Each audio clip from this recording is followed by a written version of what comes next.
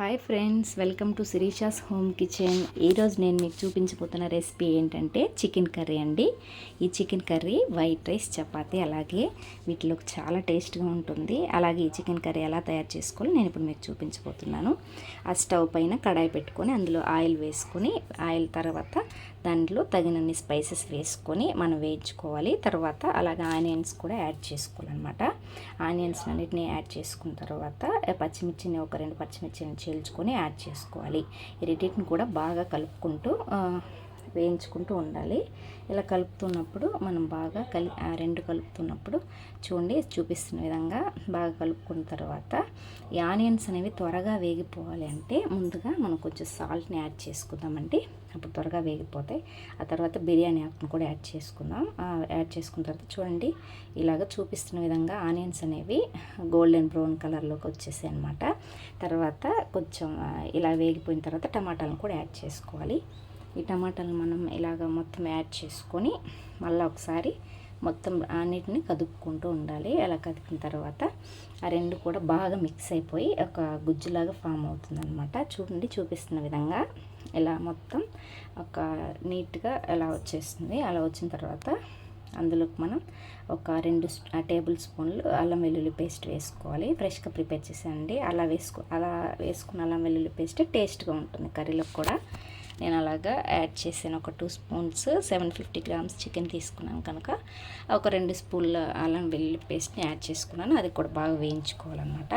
అలా వేయించుకున్న తర్వాత ఈ చికెన్ అంతా కూడా, చికెన్ మొత్తం కడిగి పెట్టుకున్న చికెన్ అంతా కూడా యాడ్ చేసుకోవాలి. చికెన్ అంతా ఇలా యాడ్ చేసుకొని ముందుగా మనం అలా తయారు చేసుకున్న ఆ మసాలా అంతా ఉంది కదండి, దాన్ని ఈ చికెన్ ముక్కలకు బాగా కలిసే విధంగా చికెన్ అంతా కూడా బాగా కలుపుకోవాలి. అలా కలుపుతూ ఉన్నప్పుడు మనకు కొంచెం ఆ చికెన్లో వాటర్ అనేవి కొంచెం ఫామ్ అవుతూ ఉంటాయి. ఈ ఆ పేస్ట్ అలాగే ఆ వాటర్ ఫామ్ అయిన తర్వాత ఇలా కొంచెం పసుపు యాడ్ చేసుకున్నాం. తర్వాత కారం కొంచెం యాడ్ చేసుకున్నాం. తర్వాత రెండింటిని కూడా కదుపుకుంటూ మొత్తం పసుపు కారం ఆ రెండు కూడా బాగా చికెన్కి పట్టే విధంగా కలుపుకోవాలి. కలుపుకున్న తర్వాత మనం కొంచెం మసాలాలు అనేవి యాడ్ చేసుకుందాం. అలాగే గరం మసాలా 1 స్పూన్ అనమాట, 1 table spoon of chicken masala, 1 table spoon వచ్చేసి ధనియాల పౌడర్ యాడ్ చేసుకున్నాం. అలా యాడ్ చేసుకున్న తర్వాత వీటన్నిటిని కూడా మళ్ళీ బాగా కలుపుకోవాలి. మసాలాలన్నీ కూడా చికెన్ ముక్కలకు బాగా పట్టాలన్నమాట.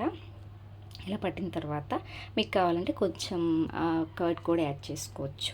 నేనైతే ఇక్కడ యాడ్ చేయలేదు. మీకు ఎక్కువ గ్రేవీ కావాలనుకుంటే యాడ్ చేసుకోవచ్చు.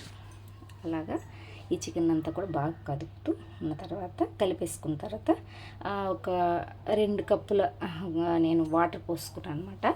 ఈ 2 కప్పుల వాటర్ అనేవి ఇందులో యాడ్ చేసుకున్నాను. నాకు 2 కప్పులు పట్టే. మీకు నేనేం చెప్పాలనుకుంటున్నాను అంటే చికెన్ ముక్కలు ఎంతవరకు ఉన్నాయో అవి మునిగేంతవరకు కూడా వాటర్ పోసుకోవచ్చు. అలా వాటర్ పోసిన తర్వాత మూత పెట్టేసుకొని మరిగించుకోవాలి. మరిగించుకున్న తర్వాత చూడండి చికెన్ ఎలా రెడీ అయిపోయిందో. ఇలా గ్రేవీగా చికెన్ అనేది ఫైనల్గా రెడీ అయిపోయింది అనమాట. నాకైతే చాలా బాగా నచ్చింది అనమాట. Simple home style chicken curry ఎలా చేయాలో చేసి చూపించాను. మీరైతే ట్రై చేయండి. మీకోసం ఒక చిన్న కుకింగ్ టిప్ అండి. ఆనియన్స్ని కట్ చేసుకునే ఒక 15 మినిట్స్ ముందు మనం కనుక రిఫ్రిజిరేటర్లో ఉంచినట్లయితే ఆనియన్స్ కట్ చేసేటప్పుడు కళ్ళు మండకుండా ఉంటాయి అన్నమాట.